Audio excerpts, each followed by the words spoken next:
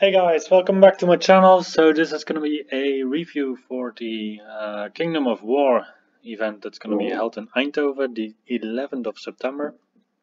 It's going to be mostly a list review, but I'll also go through the reader really quickly to just get you up to speed with the kind of rules that that we're going to play with.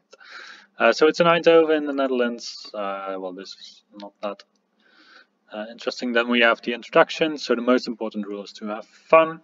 So it's definitely a fun event rather than a competitive tournament.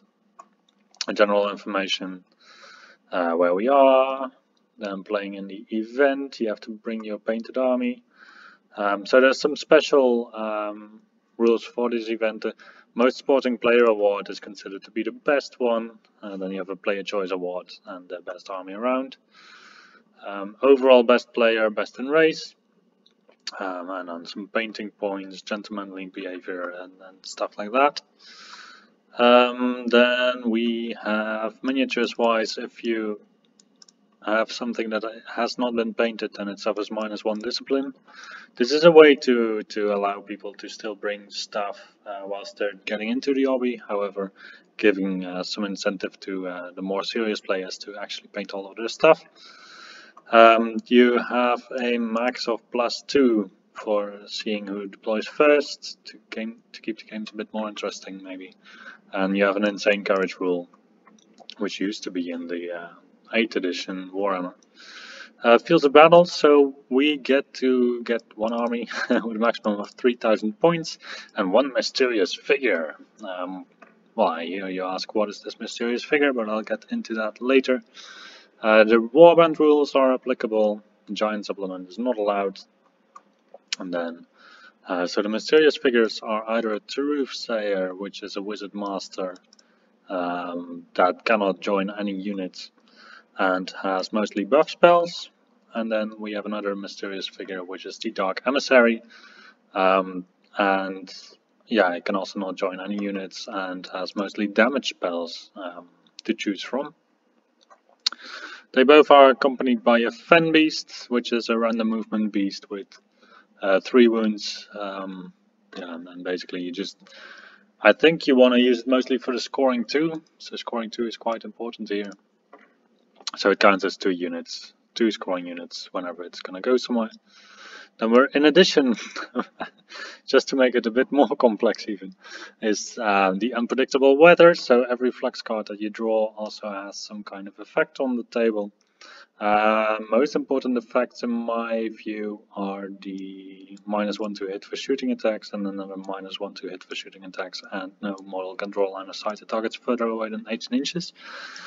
So in the end, like nearly half of the turns, you will have a shooting penalty, so that is quite crippling. And then we have wild miscasts. So miscasts happen on doubles, triples, quadruples, and quintuples, and then these are the effects for the various rolls you can have. So a triple 4, for example, is here, and then you cannot cast the miscast spell anymore in this game.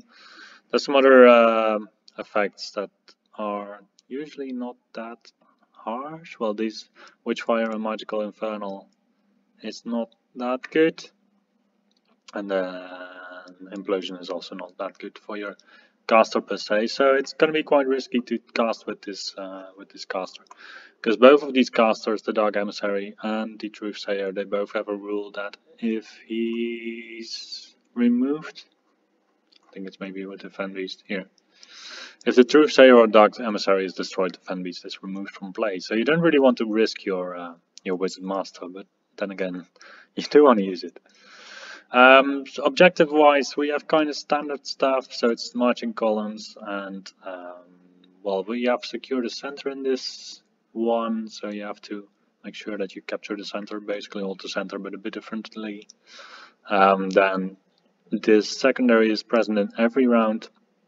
So you have to make sure your mysterious figure is not destroyed, the opponent's one is fleeing, preferably destroyed even, and your Fen Beast's basically the same. You can get a total of 5 objective points out of this, whilst you can get a total of 4 if you really manage the primary. So I would say mostly just focus on the secondaries.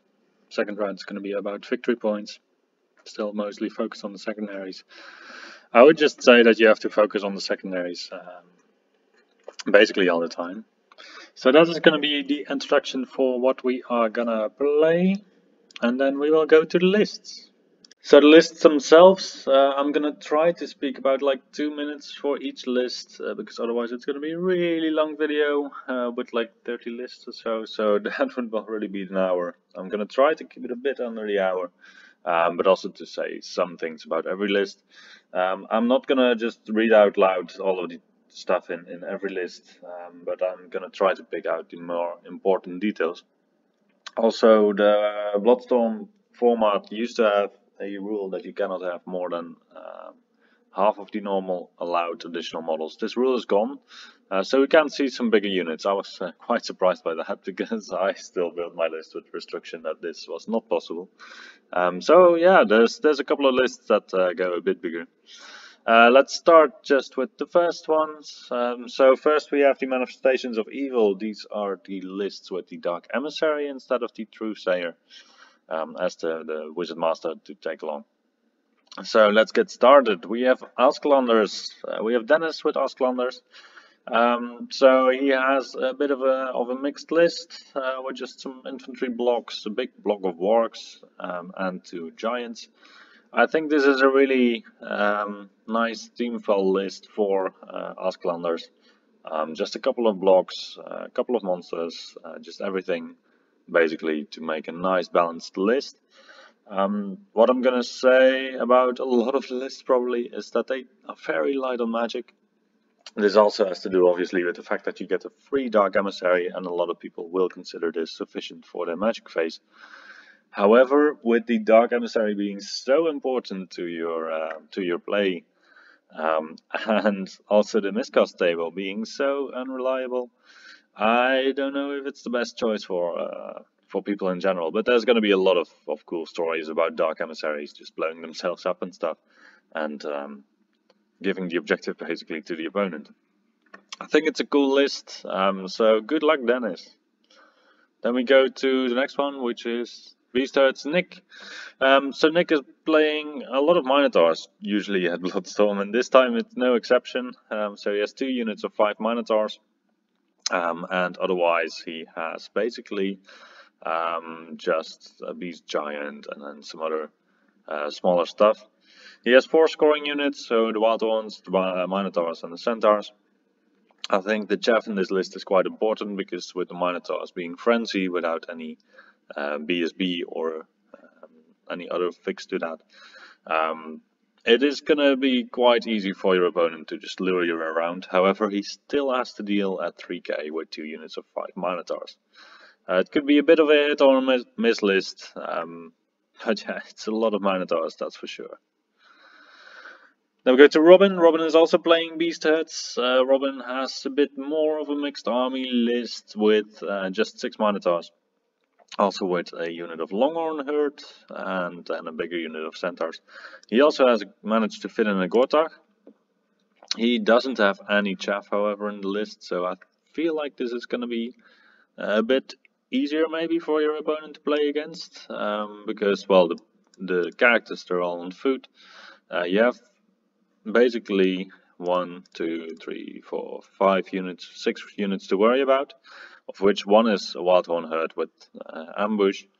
The raiding chariots, they don't do that much damage on the charge, I believe. So in the end you're looking at 4 to 5 units that are quite scary on the charge. But then again, if you have more than that, then you're gonna probably outplay him a bit in the movement phase. Still, everything in this list is still quite hitty, with a reroll to hit on the entire army basically, because of the Primal Instinct. I think it's quite a good list. Maybe I would have tossed out 1 of your units to include some chaff, like the Centaurs, to make it even better. But then again, it's also Bloodstorm, so you just want to bring something that's also just a bit fun, basically. And this definitely looks like quite a fun list. Then he is bringing Demon Legions, and yeah, we saw a Gortag in the previous list. Here there's a Maw of a Khan, so the big monsters, they start to come to the top by now. So more of a Khan at 3,000 points, it's definitely going to be quite a difficult thing for quite a lot of people to remove, I believe. The positive thing about the Bloodstorm format is that it doesn't score. So in 2 of the 3 scenarios, so the only one that it does matter whether you remove it or not is the one with the victory points, basically. He is gonna smack around a bit. However, if you just lock it in combat somewhere, it's also not that bad. Yeah, and otherwise the list, what does he have?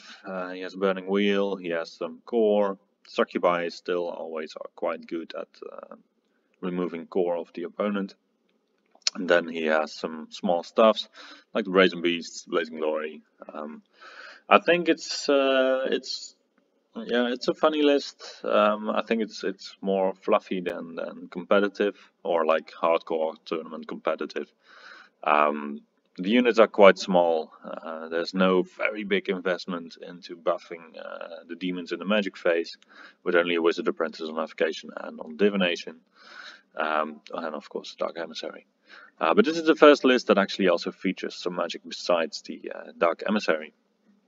I think it's a cool list. I think considering the fact that he decided to bring in more, he kept the rest of the list quite a little bit down-tuned, and I appreciate that. Then we have Paul. Paul is bringing a Khorne themed list. Well, not Khorne anymore, but Wrath themed list, I would say. So the Monosyn supplement has been released. However, it's not allowed to use this yet for any tournaments, I think. But if it hadn't been released, this would have been the way to play Wrath. With a Scourge at 1,050 points. I think this is going to be the most expensive character in the entire tournament. But he is there to just have a lot of combat fun. With parry, with +1 combat res, with a 5 up armor save, and lightning reflexes, if I have to guess. He's going to kill quite a lot. And then the Myrmidons, they all have the same upgrade also.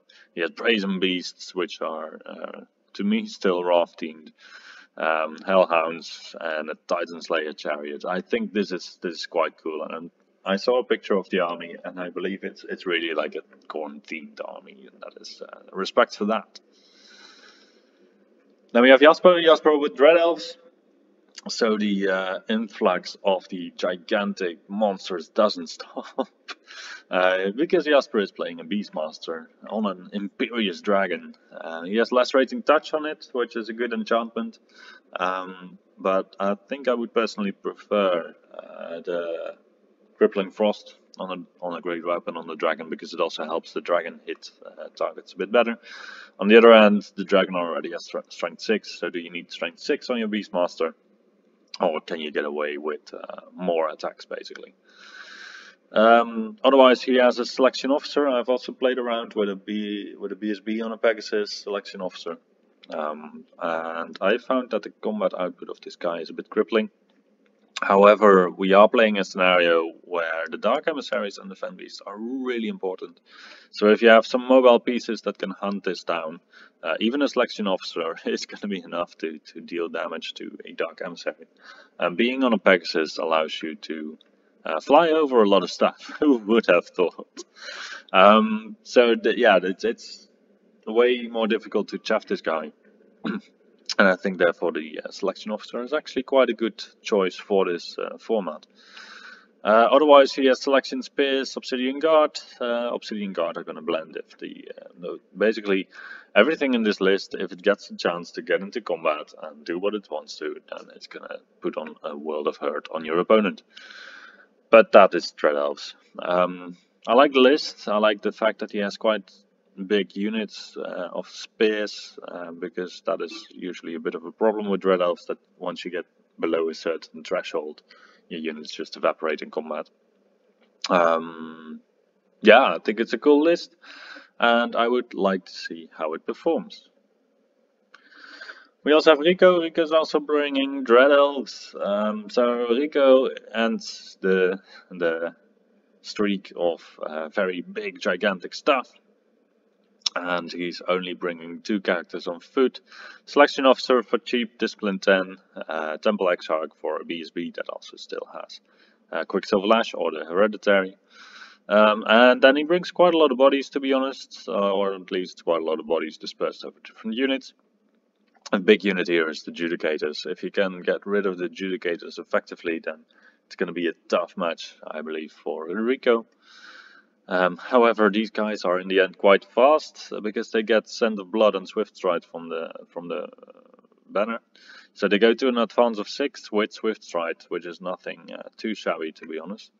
I don't know. No, I don't think he took the item to make them academy trained, because you could have done that, and then you could have gotten an extra advance even on them, on the charge. Otherwise, he just fills out the list with some other pieces basically, and therefore I think it's a cool list. We have Peter with Dwarvenhold. He is basically deploying a couple of blocks of dwarves with some artillery support. So I appreciate lists that basically restrict themselves a little bit in the format that they are playing. So therefore I also like just the blocks of 20 basically. You have 4 blocks of 20 dwarves, that's it, go deal with it. And 4 pieces of artillery, that's it, go deal with it. So there's not going to be that much of this nonsense of just angling all of your very small units to protect your organ gun and your ballista and whatever. I think deploying wise, you're going to have 1 ballista in each corner, and then just a attaboy from him to just get one of the ballistas. They are going to deal some damage over time. Flame cannon is going to be probably in the middle in the back somewhere, just to make sure that you cannot really advance as enthusiastically as you would.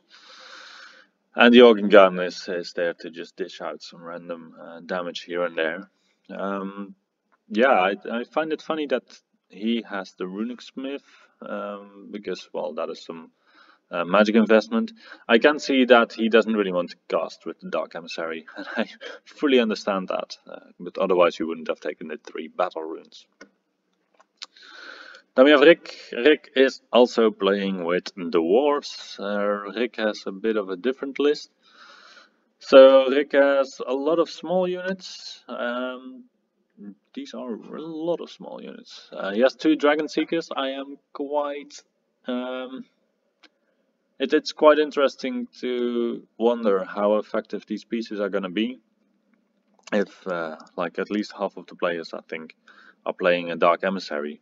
Because they're pieces that are really, really good in combat. However, once you factor in some ranged damage, they're going to evaporate quite quickly. Obviously, he has a unit of Seekers that they can run in. And they are skirmishing, so they are quite mobile.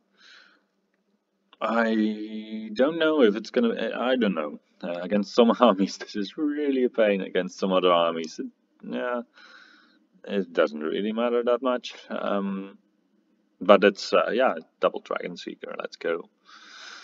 He has 3 units of 10 Greybeards. These are quite small units, but then again, they might just be able to do what he wants them to do. And then 10 miners. So basically this part of the army, I would say it doesn't do that much. So that's like 1,000 points invested into just some scoring darts, even though they do some damage, but they don't do that much damage. And otherwise he still has some copters.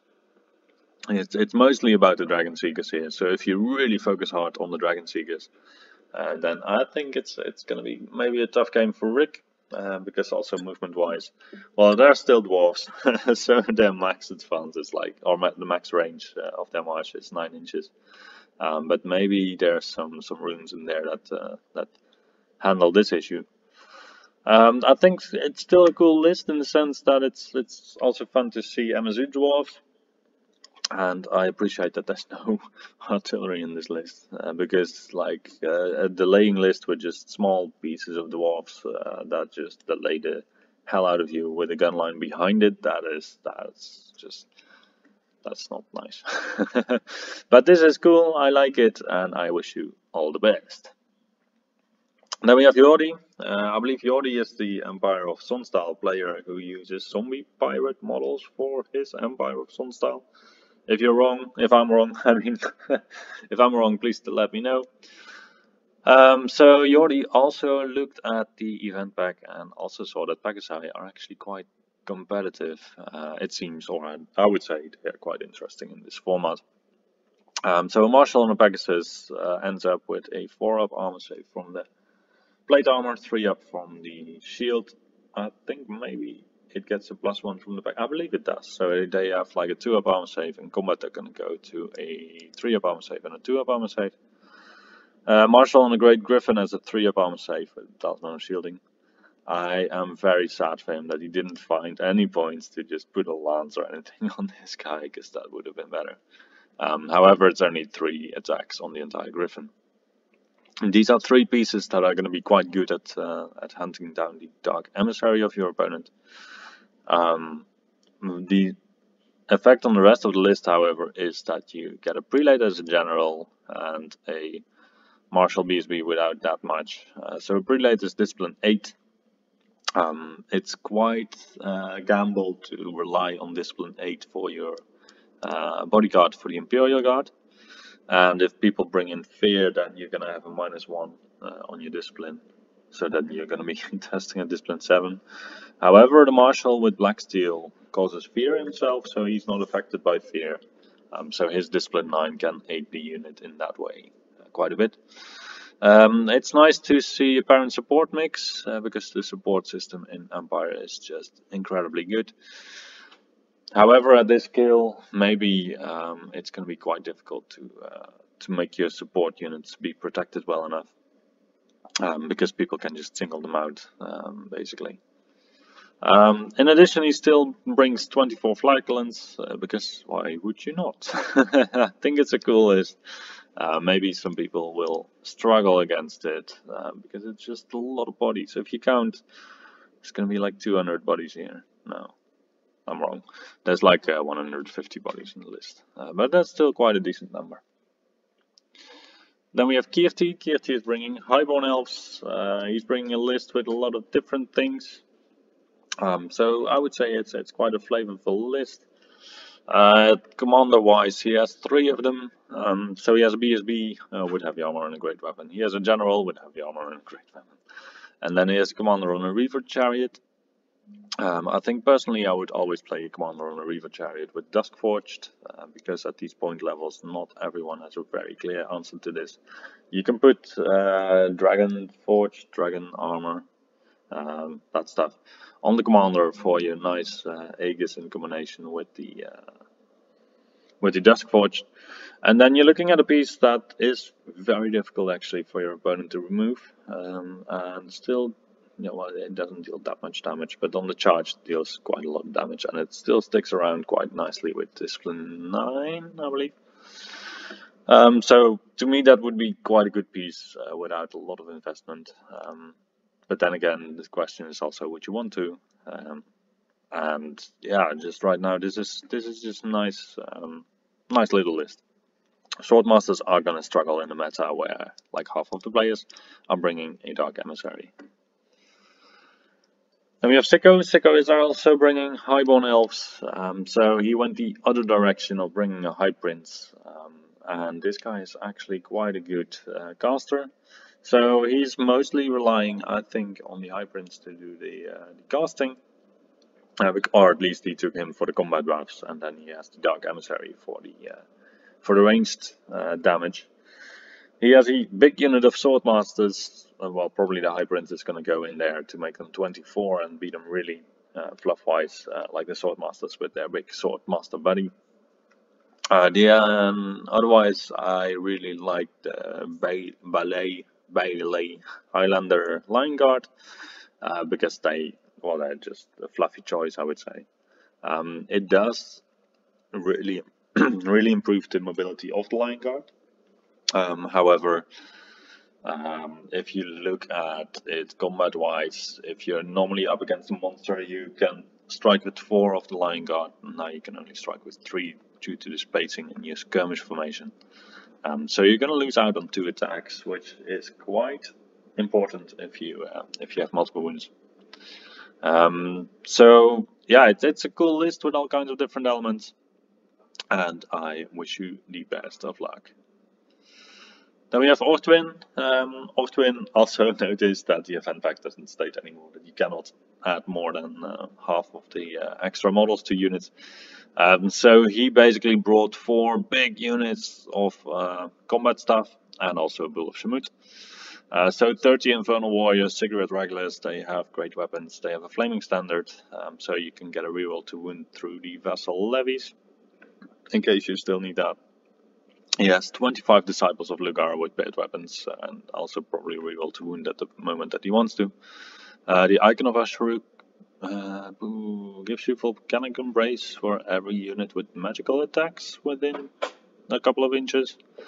Flaming Standard does not give you magical attacks, but Vizier has magic attacks, the Tarokan forces have magic attacks, Kadim has magic attacks, so I think they can get Volcanic Embrace 3 if I'm right, which is quite okay, because then you do 3 hits that wound on 2+ against very good armor. Then he has a big unit of Tarokan forces. These guys are also really decent with Resilience 5.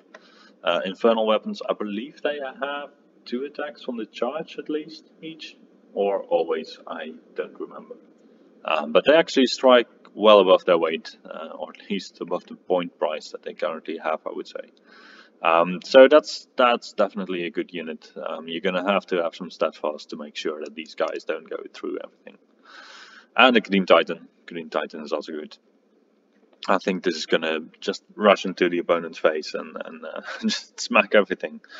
It's not that good, I would say, at specifically targeting the Dark Emissary and the Fen Beast. Well, the Fen Beast is going to deploy somewhere, and then he probably can zone it out in some way. But yeah, it's definitely going to just overwhelm some lists. Maybe not the Minotaurs, but otherwise, yeah. Then we have Thijs. Thijs is also bringing Infernal Dwarves. And I feel like this is a bit more of a themed army. So this is a Torah Commissioner with a well, this is the Dragon Ogre character from Infernal Dwarfs, and that sets the theme for the rest of the list in my view. With in special 5 Tarokan forces, 5 Tarokan forces, and 4 Tarokan anointed. So these are the small and the big Dragon Ogres with different equipment. And then just to fill up core, you have 2 blocks of dwarfs, and then you still have an Nafta thrower, because why would you not bring a Nafta thrower? Yeah, it's a cool list. I like the theme that's going on. Ideally, I would see a little bit of the theme back in the Citadel Guard and the Infernal Warriors, with like a banner with a picture of a Dragon Ogre or something, but then again, I could very well imagine that that is too much to ask. I think it's a good list, I think it's a cool list, and I would be happy to play against it. We go to Floris. Floris, I think he also made quite a nice themed list. So he has an Aquitaine Lord with Kingdom of Aquitaine, lands with Divine Judgment, so that on the charge he can kill monsters like it's nobody's business. He also has a folk hero on a heraldic steed. I believe this is the one that can fly, so this guy can quite well just hunt the enemy Dark Emissary. And then otherwise, he basically has a Kingdom of Aquitaine list. The funny things I would say in the list is the unit of 18 men-at-arms, which I believe they are... Oh, they are the Knights Forlorn, so they are the special choice men-at-arms. So I think they have like blasted swords and stuff like that. With a Sacred Reliquary. I don't know if 18 is sufficient normally, but maybe in this format it is. I like the 10 Hooded Men, and I also like the fact that he has taken more than 3 Sky Heralds, because usually these are being played as chaff. Yeah, and I think it's one of these lists that has a little bit of everything, so that's it's always nice to see this. Then we go to Kun. Kun is bringing his Rat Ogre guns. So he changed the book a bit, and he added the restriction that every single model in the army has to be a Rat Ogre model instead of an Ogre. What he's playing a Khan, he's playing a BSB Khan. Okay, I was just, for a second I was confused because I didn't realize that the Great Khan is the Lord choice and the Khan is the hero choice. I was like, whoa, that's two lords, but it's actually just two former hero level characters. That's you know what I mean. So otherwise, he has a mix of different units. He has the bruisers, he has the tribesmen, he has the mercenary veterans, and in addition, he has 2 units of bombardiers. I would have included musicians on the bombardiers because they can swift reform, and that makes your shooting a bit more flexible. However, with ogres with 6-inch movement, you're still going to be able to wheel like 90 degrees and go any direction. So it's not that much of an issue on bombardiers compared to some other shooting units, I would say. Mercenary veterans are going to be tough to take down with the brace of oak pistols and the poison attacks. So I think he's going to be playing quite linearly, like he's going to just go over the table and smash everything. If as an opponent you manage to just completely outmaneuver him, then it's going to be a bit harder for him. But you have to deal with bruisers, tribesmen, and mercenary vets. So this is going to be a tough one for some people and a non-game for some other people where they just run around and Kun is like, oh, I want to just get in combat, please give me combat. But then again, we saw a couple of lists that also really want combat, like Ortwins, like Nyx, like there's a couple of them that really want to get in combat. Then we have Bram. Bram is bringing orcs and goblins, so he has a lot of orcs. Not that many goblins, to be honest. He has the Goblin Raiders, he has a Wrecking Team, which I would consider a goblin choice, and the Nasher Dashers, and a Goblin Chief on the Forest, Huntsman Spider. So the list in general, I like the list because it's a little bit of everything. Yeah, it's just like a cute orcs and goblins list. So he has a big block of orcs. He has some boar riders with a warlord in there, who is well enough protected to do his business. And then he has the Iron Orc Chief in a big block of Iron Orcs. Against some players, this is going to be quite devastating. Against some others, like if you face off, what was it? Rico, I think, who brought 27 Judicators. If you face the Judicators with your Iron Orcs, it's not going to be good. But then again, he has a Gnashing Wrecking Team to take care of some business. And he has the Greenhide Catapult Git Launcher to also do so. And of course the Dark Emissary. Yeah, think it's a cool list, so go get them. Then we have Robin. Robin is also playing Orcs and Goblins, and to be honest, I like this Orcs and Goblins list a little bit more than the other one, because Robin said, I don't care, I'm just gonna run Feral Orcs, and they're just gonna run over the table and smash flat everything. So he has an Orc Chief on a Wyvern, who's a Feral Orc, who's a general. I also like that he just went for like the Orc Chief, whilst discipline is going to be an issue in this army, in the sense that opponents can lure out your units, but he didn't go for the extra discipline for the Orc Warlord. He just stayed with the Chief, and probably he's going to die, but that's not a big deal, right? Because you don't really need your general if everything's fearless, and if you're not going to lose any combat, so that's fine. He has an Orc Chief, Feral Orc BSB. He's probably going to be in the Headbashers, and these guys have bad weapons. They're gonna just kill a lot of stuff. Then you have Feral Orcs with bows, which is the ideal combination, of course. And then you have Mounted Headbashers for even more hurt.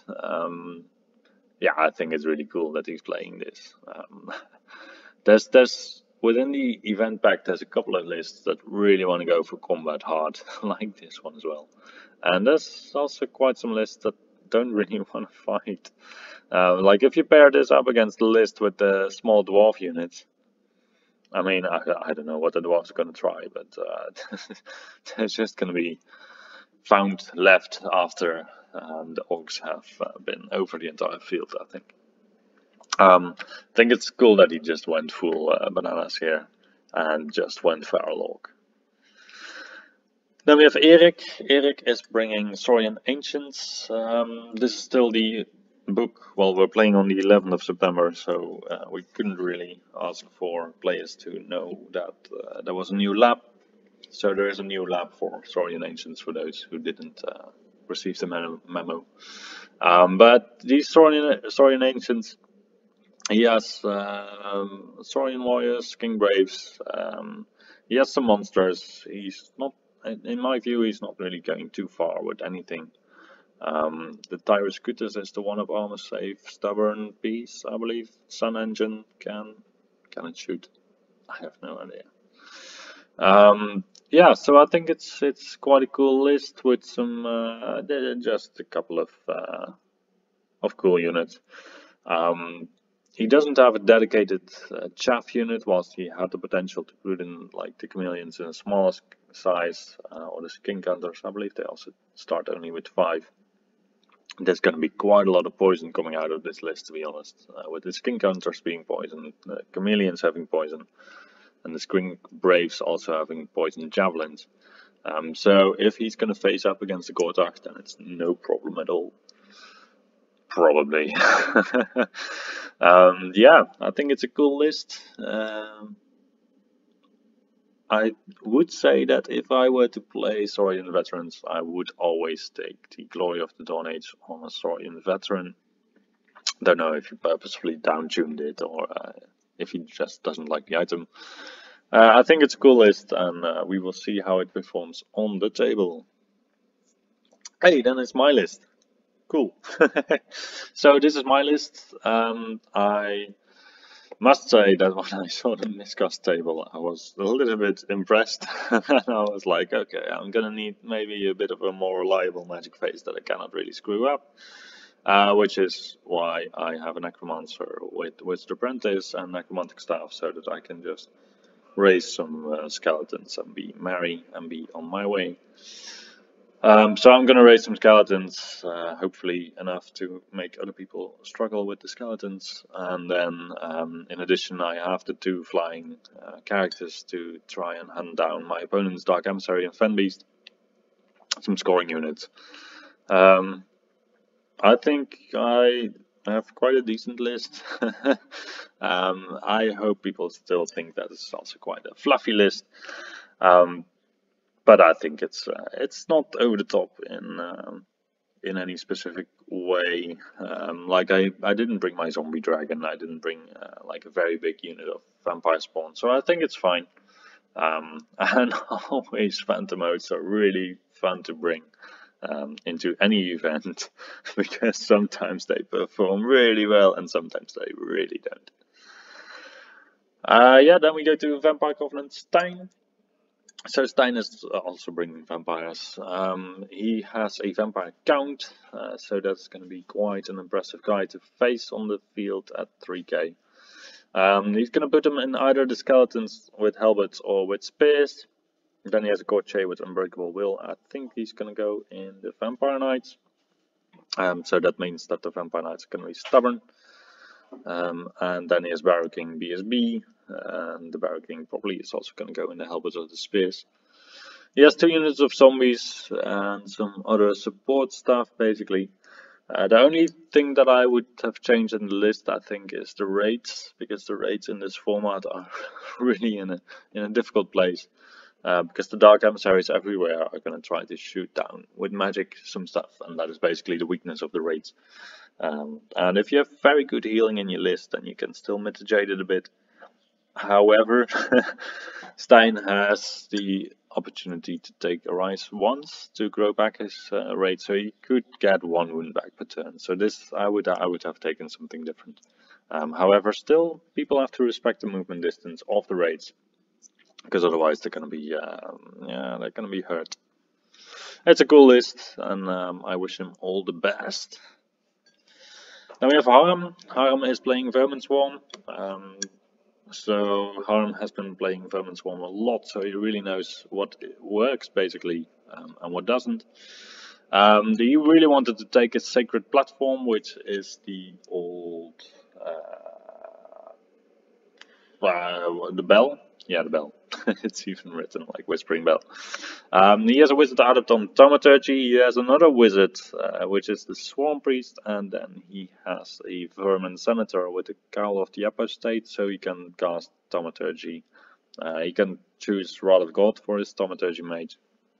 Probably he's going to take that. Then he has big units of Vermin Legionnaires, Black Furs, Black Disciples, and he has 2 Doomsparks. It's a list that if you face it one-on-one and you just go full frontal, then you're gonna struggle a bit, I think, because Vermin Swarm are surprisingly efficient in combat with mostly their life is cheap rule. And the Blade Disciples are something to respect, with the sense that if they stay steadfast, then they're gonna be unbreakable, so you're not gonna go through them in any way. I think it's a good list, so we'll see how it does at the event. We also have Peter Jan. Peter Jan is also bringing Vermin Swarm, and basically he has a list that is quite similar to Harm's list. However, he doesn't have any of the magic setups. He does have some chaff units in the shape of giant rats, and then otherwise he also has 2 Doomspark devices. There was a point where they were really too cheap. I think they then went from really too cheap to a bit too expensive, and I don't know if they settled now or if 225 is supposed to be the okayish price. However, 2 free Hand of Heavens on the board somewhere is quite good. So yeah, these are just good pieces. I think it's a good list. It has quite some potential. Downside of Vermin Swarm at this format with both lists basically is that it's going to be way easier if you don't have as many chaff to go to the flanks of the vermins and make them not steadfast anymore. And if they're not steadfast, then they're not happy. And if they're not happy, they're breaking. And if they're breaking, then everything breaks, generally. Because then you get an overrun in the next flank, and that's not going to be good, and stuff like that. So just one advice for people who are playing against this: take the flanks. Table is big enough in this format, so go to the flanks and use your Dark Emissary to fry up some vermin. Then we have Gerard with Warriors of the Dark Gods. I think this is also quite a fluffy list in the sense that you just took one of each and then decided to roll with it. So he has the basic 4 blocks that are quite hard hitting, and then the 2 chaff units that you might need at some point, and the Chosen Lord with quite a loadout. He's on foot, I believe, and then he can go in the Gluttony Warriors. The only downside of the Warriors, I would say, is that they don't move as fast, and I would have included a Banner of the Relentless Company to make them match in speed with the rest of the army. But still, I do appreciate that he took a full Gluttony list, because his Warriors are Gluttony, Chosen Knights are Gluttony, and the Warrior Knights are also Gluttony. Maybe also model-wise this is expressed in some way, but I don't know, to be honest. Yeah, it's a cool list. It's one of these lists that has 4 big combat pieces and it's just gonna smash face. Then we have Mario. He's also bringing Warriors of the Dark Gods. He has a list with more smaller units. He brought Entropic Aura, which is always fun on a Chosen Lord, because it turns off the magic equipment of your opponent. So this guy is just gonna go like, I want to fight you one-on-one instead of on your terms. He has Warriors with Greed. He has, all kinds of stuff. I think it's cool that he has a list with all kinds of small stuffs. It could be quite difficult to get a lot of points from this if it's going to go into combat. It's going to break, maybe, and then it's going to rally at some point. So you really have to deal enough damage to make sure that that everything dies. I'm realizing now, by the way, that it's nearly also a themed list with greed on all the possibilities where you can get it, except for the Chosen Knights. They have Pride. But Pride on Chosen Knights is also quite good. Would have been theme-wise a little bit more cool if everything had been greed, I would say. Yeah, that is the end of the Dark Emissary list, basically. I don't remember how it was called. The Manifestations of Evil. Wow. So then let's now go to the manifestations of a special breed. A special breed. So we have Rainier with Demon Legions. So this Scourge we saw previously was more expensive than this one, so you don't win the points for most expensive model on the table. But then again, this Scourge is also really expensive. It's like 1/3 of your army. I would say the setup is kind of similar. However, he has kaleidoscopic flash, which means that many bolt throwers and stuff are gonna have a -1 to hit him. And the dexterous tentacles takes him away from agility 1 so that he strikes before great weapons and all the stuff. In addition, he has, well, this is basically like a 4 combat block list. I think for the format, this is the better setup with the Truthsayer rather than with the Dark Emissary.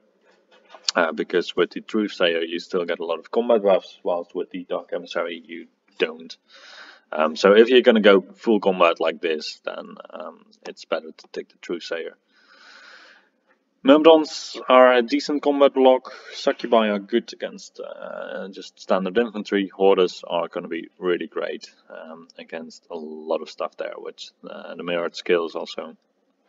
I don't think I really saw anything that can deal with 6 Hoarders. Because 6 Hoarders, they still have like armor as a weakness, so because they have AP 0.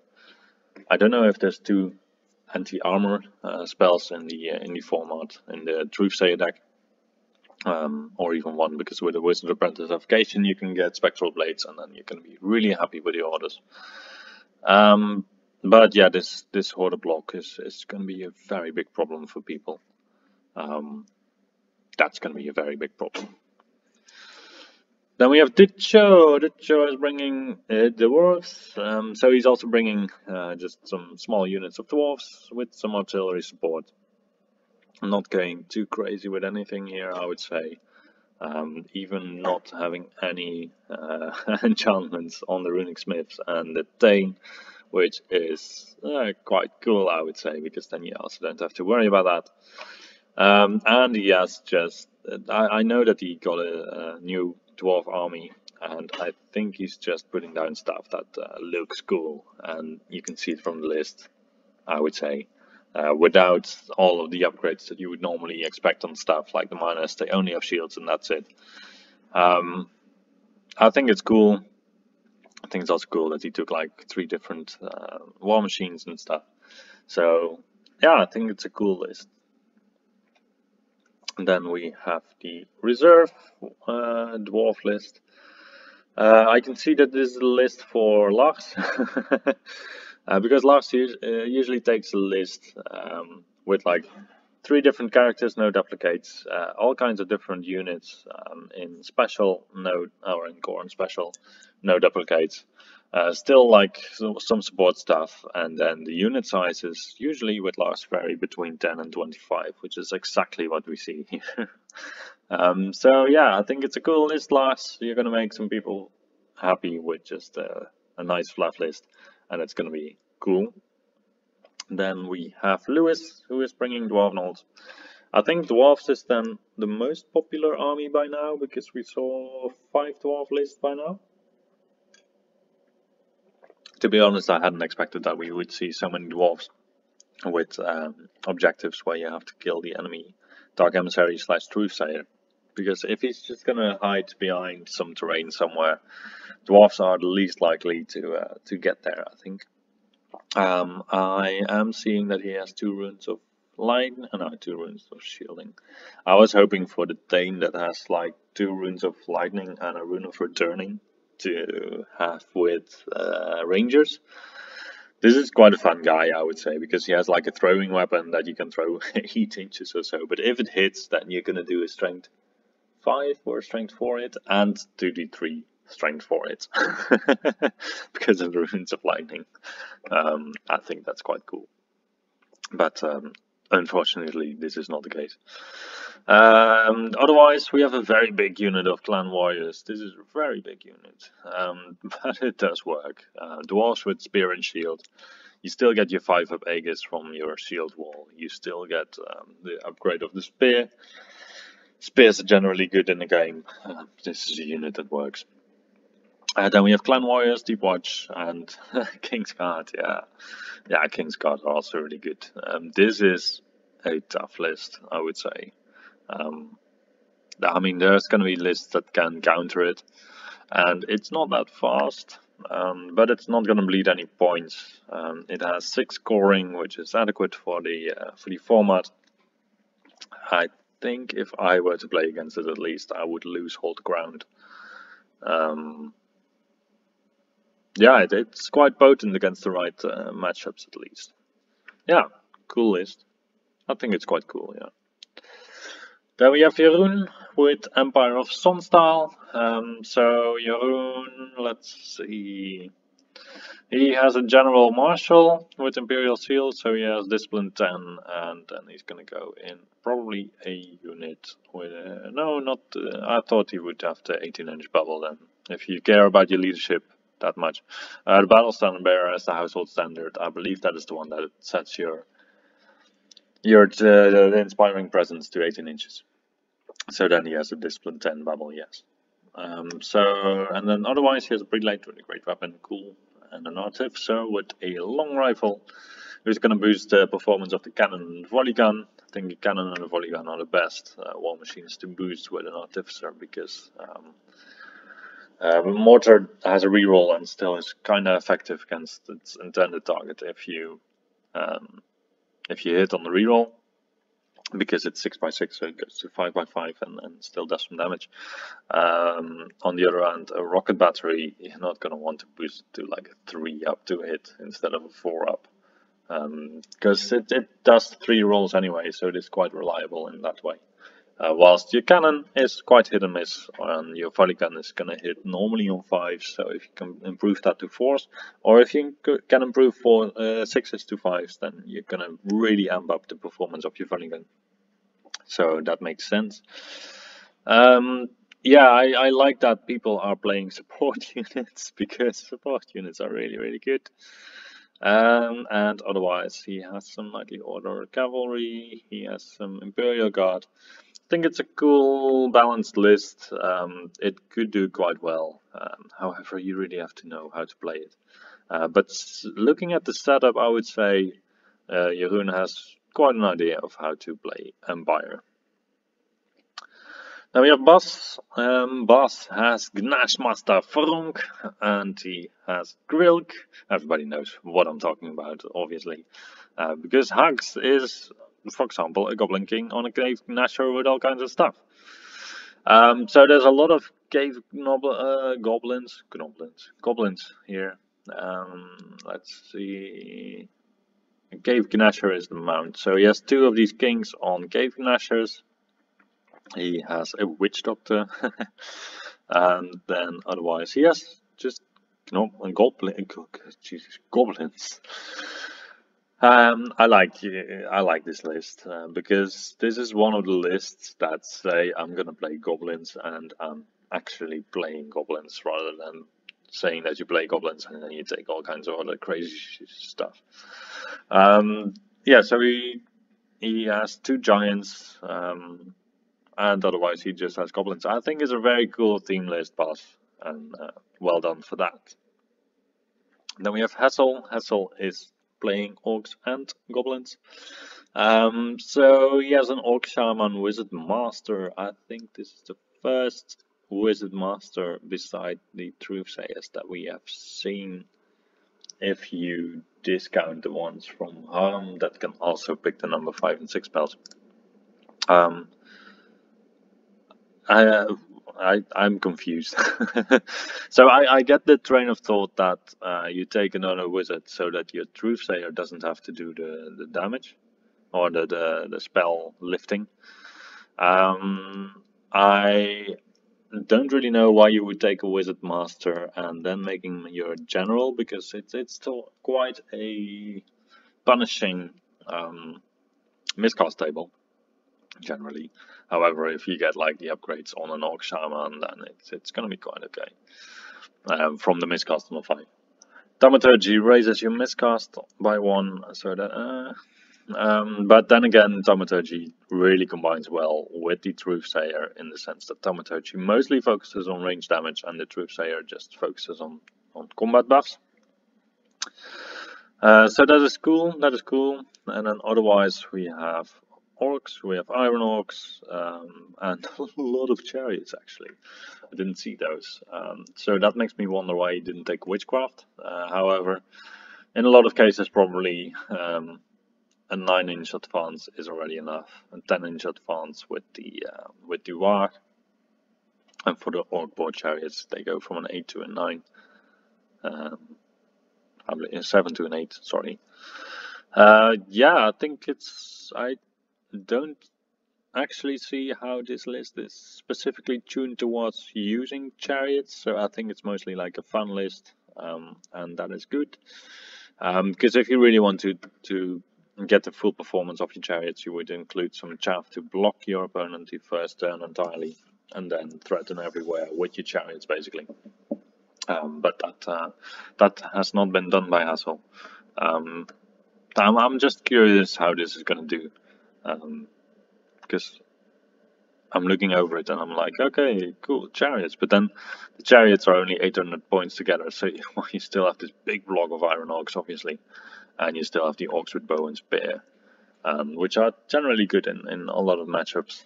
So I think it's a cool list. I'm quite intrigued by it and curious how it will perform. Jeroen is also coming with Orcs and Goblins, so I don't know if now we're tied or if we actually have one Orcs and Goblins more than the Dwarves, but Orcs and Goblins is definitely quite popular here. So Goblin Witch Doctor, which is a wizard, Goblin King, blah blah blah blah. This is also a Goblin themed list, I would say. Medkits, blah blah blah. One Nasher Wrecking Team, that's good that it's not 2. I don't think you can field 2, but it's still good. Nasher Herd, Nasher Dashers. I think it's a cool list.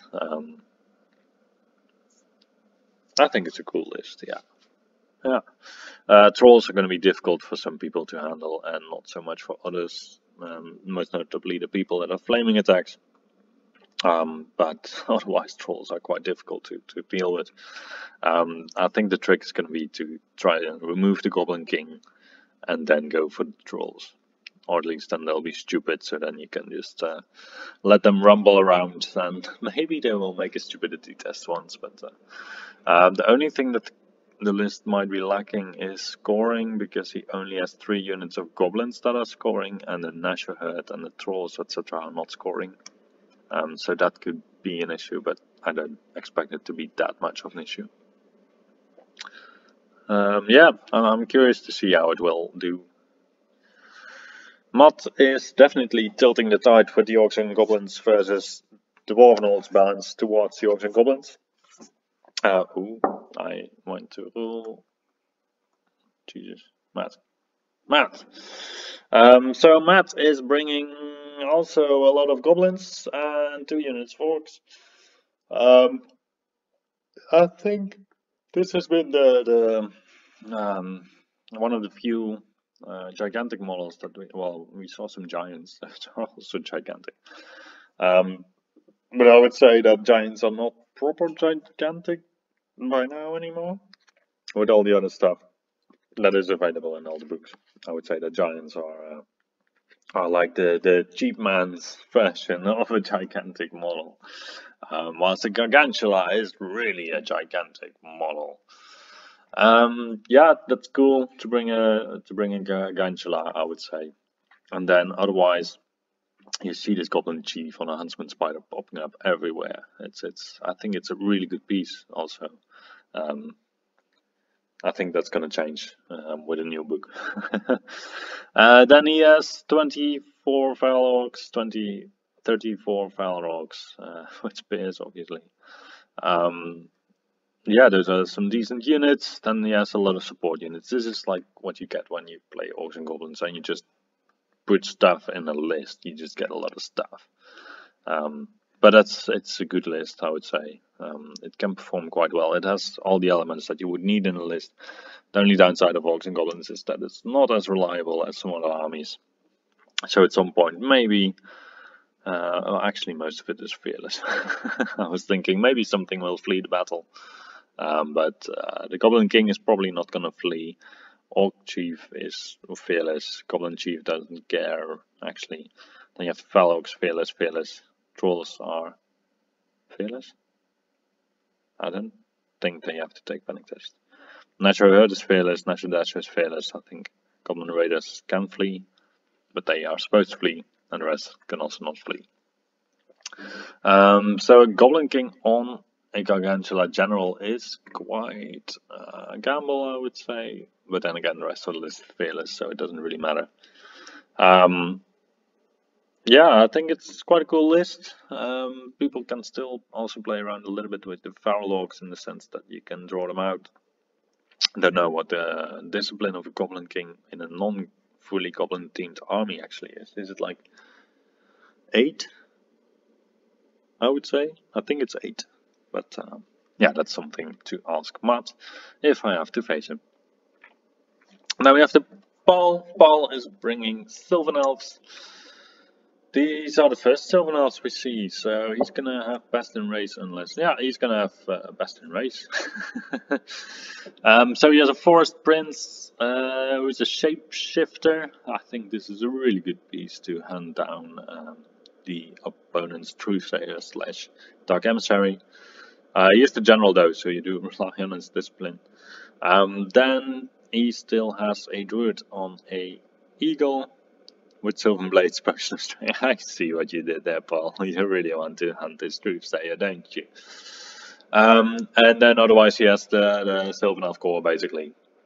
He has a very big unit of Ticket Beasts of 6. He has a Tree Father, he has Wild Huntsman, so this is basically the combat power of the list. And then the rest is there to either score or to soften down the opponent a bit. I think it's a well put together list. I don't know how well it would do. It's also going to depend on how well the Forest Prince is going to do and how many bolt throwers Paul will face. Because if the Forest Prince gets a bolt thrower in the head, it's not going to be that good. It still has a 4-up Aegis. But then again, if you lose them to one shot, it's going to be tough. I think it's going to be quite a tough list to beat for some people who underestimate mostly the Ticket Beast and the Tree Father. For example, in my list, I don't actually have that much of a good answer to gigantic stuff. So I see all these gigantic units and also these combat blocks, and I'm like, oh, I didn't really prepare for this. Maybe I should have done something differently, but we will see. Then we have Yallard, who's going to take best in race for Undying Dynasties. Wow, this is a very cheap character setup for Undying Dynasties. Still has a wizard adept on Cosmo. You still have to take a Hierophant, so you still have to take a wizard of some sort. I actually don't know if Undying Dynasties can take a Wizard Apprentice, but I think you can. I don't know if you can. Tomb Architect General with light armor. He's not gonna kill stuff, but he's just there for the fun. Skeleton Chariots, I don't think they're scoring, but the skeletons are the Tomb Cataphracts. 6 Tomb Cataphracts, damn. 5 Tomb Reapers, Dread Sphinx. This is actually quite a lot of combat potential right there. And at these small point games with not that many players playing a lot of chaff, the Skeleton Chariots are actually also quite decent. And then some. It's a good list. It's definitely a good list. Because Doom Cataprax that you can buff up in all kinds of ways with Truthsayer. These are gonna kill. These are just gonna kill a lot of stuff. I think the Truthsayer also had Word of Iron, so you can get to a 1 of arm save with the Cataprax. And they still have a 5 up, 6 up, 5 up regen from Doom Architect. And cosmology can still improve the strength or decrease it. I think the Doom Catapracts are going to be quite good in this list. And also Dreadsphinx and Tomb Creepers are also really good. I think it's going to surprise people how efficient this list will play. So good luck, y'all. The hopes are high. Then we have Gijs. Gijs is bringing Vampire Covenant. He's bringing a general with Hour of the Wolf, which means that this unit's gonna have Swift Stride. Basically, he made a Barrow Guard Death Star. So he has a Vampire Count, True Fast, yeah, Light Armor Destiny's Call, yeah, and then he's gonna go in the Barrow Guard to give them Swift Stride. Actually, this can be quite fast even. You could fling out your skeletons, but then there's a lot of armies where you don't really want to fling out your skeletons in this format. But these Barrow Guard, they're gonna kill a lot. The only recursion he has is the True First, unless he takes the Hereditary, which is quite a good option also. Truthsayer to buff up Barrow Guard, that can be quite effective. And then, yeah, Dark Coach is always quite good. Vampire Knights are quite good. Farklak's good. These 4 together, they deal a lot of damage. But then again, that's also like the list. Yeah, I think it's a good list. Yeah, and then also in terms of marching, you don't really need your bubble. You can just leave the zombies basically somewhere. And just tag along the skeletons with your Barrow Guard, and that is the only bubble you have to take care of. It's quite a potent Vampire Covenant list. So I'm curious to see how it does. Yeah. We have Daniel with Wise on Dark Gods. He's bringing an Exalted Herald. This is not like a gigantic model, but I would still classify it as such, as it's like 860 points. And it's a single model. But he is also bringing a Wasteland Behemoth, so that is a single gigantic model. And otherwise, he just has a couple of different things. He has like 10 warriors, 20 barbarians, 3 chosen knights. I think this is a cute list of just having some units. I think the Legion standard is there to sort out the core, because it doesn't do anything in the list, but you go to 675. And warriors need 20% core or 25. But anyway, we're playing 3,000 points. So if it's 600 points that you need to spend, he was already over. If it's 775, he's missing 100 points somewhere. Anyway, so he still has, I think it's quite a nice list. The Marauding Giant can go into the Barbarians, which is cool. And the Barbarian Chief, yeah, he has quite a lot of big pieces actually, if you look at it, because he has the Herald, he has the Behemoth, he has the Giant, and then the Chosen Knights, they also still put a lot of pressure. Chimera to Chaff, I hope it's going to be enough to get out of the combats that you want to get out of, but I'm actually not that sure. But then the Truthsayer is also going to buff up everything. I think generally I would say that if you go for a combat list that's going to try to go into combat quite quickly, it's better to take the Truthsayer. And if you are more going for the long game, then the Dark Emissary is better. But we will see what's going to happen at the event. Last list is I would have said the same list, but it is, I would say it's quite similar, with an Exalted Herald, with a Barbarian Chief on a mount that cannot join any units, with a block of warriors, while the other warriors were a bit smaller, but and there were some some barbarians next to them. I think it's 600 points of core for why is the Dark Gods, because otherwise this would also not have been allowed. Then 3 Feldrogs, some Warrior Knights, a Giant, and a Chimera.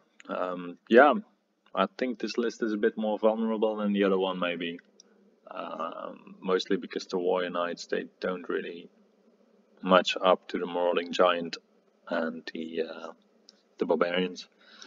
But then again, 18 Warriors is way more sturdy, obviously, than 10 Warriors. Yeah. Well, good luck, Roel. Exalted Herald is a funny piece to play with such a crippling miscast table. However, on the other hand, if you get like the upgrade of like the 5/5 or the 5/5, then you're gonna be quite happy indeed. Yeah, with that, that's gonna be it. Which lists do I think are gonna do really well? Before I was thinking that Ortwin had quite an impressive list, but as we got more down, well, Harmaster has an impressive list. As we got down, which one would I say? But this is scary also, these hoarders. Nobody's gonna be able to remove them. And otherwise, yeah, I like this. Competitively, I like this. Otherwise, who would I think has like the best list? Best is well, this is also good to be honest. Beauregard with Swift Stride and Truthsayer. The only downside is that the Truthsayer and the Fen Beast are going to be quite vulnerable here because you only have like 4 pieces to zone out your opponent. So you are quite mobile, but yeah, your opponent can still get to him if you play it wrong. What else? Yeah, I talked in the introduction also a little bit about the shooting. The shooting being hampered all the time, and you don't really see a lot of shooting in a lot of the lists as a consequence. So I think actually that this unit is gonna have a lot of fun this event. So if you play Rico, then watch out for the Judicators. Yeah, but like Ballista is gonna hit, whereas the organ guns actually are not that worth taking. But flame cannons are really definitely going to be impressive. Yeah, we'll see. It's gonna be a fun event anyway. There's going to be a lot of smashing and a lot of smacking, and I will see you at the event. Let me know if you like the list review, if you have any comments, any comments basically. Yeah, so thank you for watching, and I will see you either at the event or online.